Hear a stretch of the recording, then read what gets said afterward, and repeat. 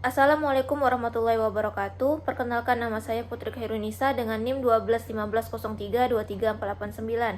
Pada kali ini saya akan mempresentasikan case study yang menggunakan framework Enterprise Architecture. Nah, pada kali ini judulnya adalah perencanaan arsitektur enterprise pada perusahaan jasa logistik menggunakan kerangka kerja TOGAF ADM. Nah, PT XYZ ini merupakan perusahaan jasa pengiriman logistik yang berdiri sejak tahun 2003 dan memiliki kantor pusat di Jakarta Pusat.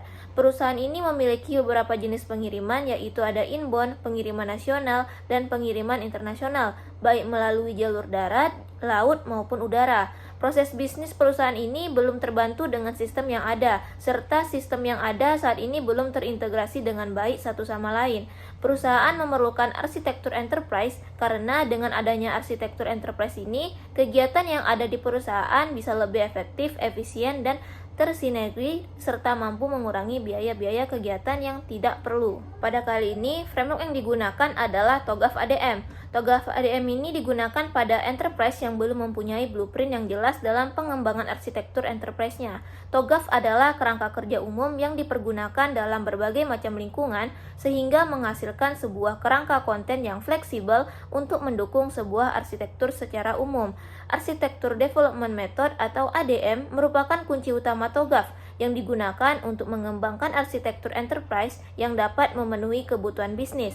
Pada studi kasus kali ini, menggunakan TOGAF ADM melalui fase preliminary, fase arsitektur vision, fase bisnis arsitektur, fase information system arsitektur, dan fase teknologi arsitektur. Selanjutnya kita masuk pada hasil dan pembahasan, yaitu fase pertama ada preliminary phase. Nah, pada fase ini dilakukan identifikasi kebutuhan bisnis. Fase ini dimulai dengan melakukan wawancara kepada stakeholder yang ada di PT XYZ dan juga melakukan observasi di lingkungan perusahaan dan dokumen perusahaan. Dari fase ini menghasilkan prinsipal katalog seperti bisnis arsitektur, yang di dalamnya seperti aktivitas utama perusahaan, keselarasan TI dan bisnis, menunjang keberlangsungan bisnis, dan juga pengembangan teknologi yang sesuai standar dan kebijakan organisasi.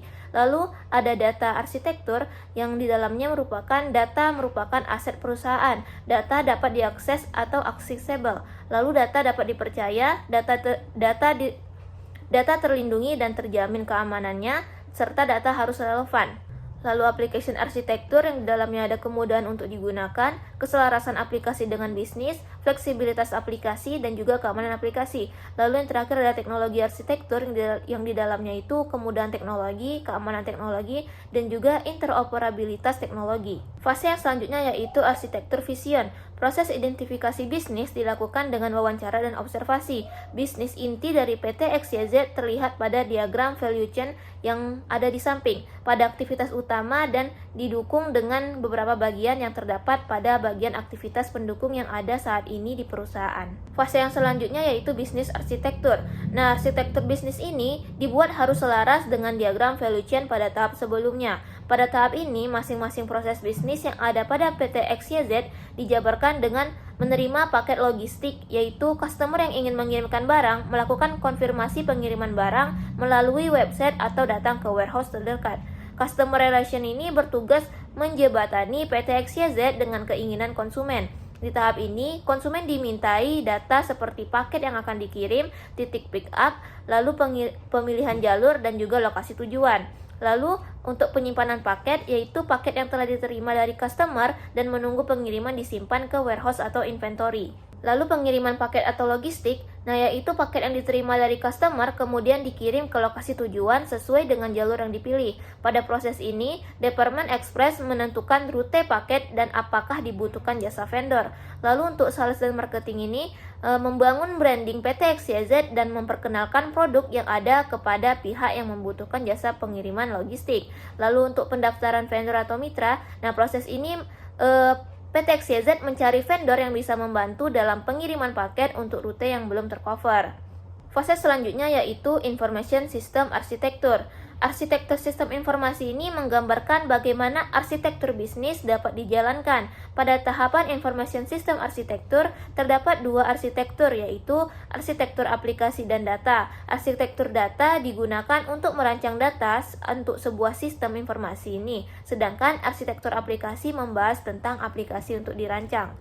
Nah, arsitektur aplikasi itu bertujuan untuk menentukan jenis sistem aplikasi utama yang diperlukan untuk memproses data dan mendukung bisnis. Dari hasil wawancara dan observasi terhadap dokumen SOP perusahaan, maka diperoleh hasil bahwa di dalam PT XYZ ada 3 jenis aplikasi yang digunakan. Aplikasi tersebut meliputi web PT XYZ, lalu ada sistem IR, lalu ada aplikasi Mobile City Courier. Nah, untuk arsitektur data ini adalah daftar data dan informasi yang berkaitan dengan sistem informasi, karena data disimpan atau dihasilkan dari sistem informasi. Arsitektur data ini bertujuan untuk menentukan jenis dan sumber utama data yang diperlukan untuk mendukung bisnis. Fase selanjutnya yaitu teknologi arsitektur. Nah, pada fase ini berupaya untuk memetakan komponen aplikasi yang didefinisikan dalam fase arsitektur aplikasi menjadi sekumpulan komponen teknologi yang mempresentasikan perangkat lunak dan komponen perangkat keras, baik yang tersedia dari pasar atau dikonfigurasi oleh organisasi ke dalam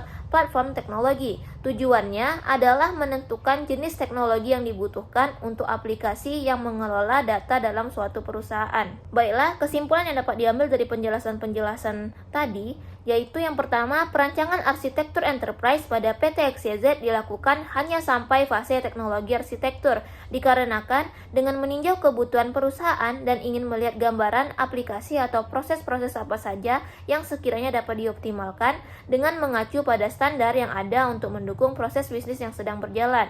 Lalu, pada arsitektur bisnis dihasilkan rancangan proses bisnis pada 13 fungsi bisnis utama, di mana sudah disesuaikan dengan kebutuhan bisnis yang akan datang maupun kebutuhan fasilitas untuk mendukung perencanaan SI atau TI nantinya.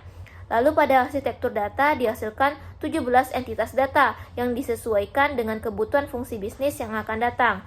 Lalu pada arsitektur aplikasi dihasilkan 3 modul aplikasi, yaitu web PT XYZ, sistem ERP, dan juga aplikasi Mobile City Courier, di mana modul tersebut berfungsi untuk mengelola data dan mendukung fungsi bisnis yang akan datang pada masing-masing bagian di PT XYZ. Lalu, perancangan pada fase arsitektur teknologi dilakukan penyesuaian teknologi dengan aplikasi yang digunakan, yaitu WPT XYZ, sistem ERP, dan aplikasi City Courier. Nah, itu tadi merupakan arsitektur enterprise pada perusahaan jasa logistik menggunakan framework TOGAF ADM.